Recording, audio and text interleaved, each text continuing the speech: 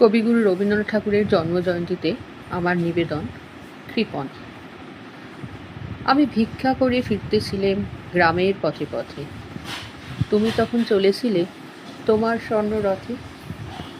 অপূর্ব এক স্বপ্ন সম লাগতেছিল চক্ষে মম। কি বিচিত্র শোভা তোমার, কি বিচিত্র সাজ। আমি মনে ভাবতেছিলাম এ কোন মহারাজ।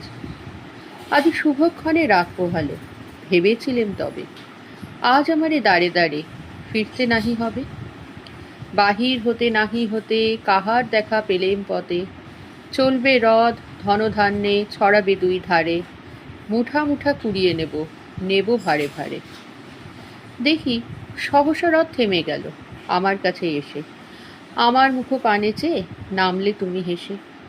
দিকে মুখের প্রসন্নতা জুড়িয়ে গেল সকল ব্যথা। হেন কালে কিসের লাগি তুমি অকস্মাৎ।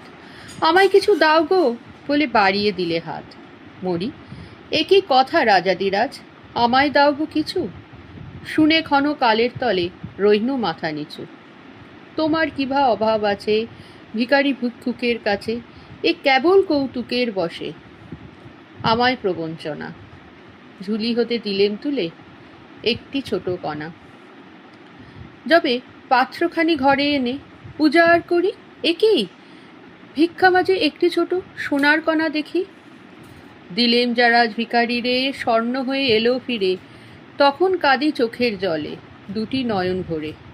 কেন তোমায় দিইনি আমার সকল শূন্য করে।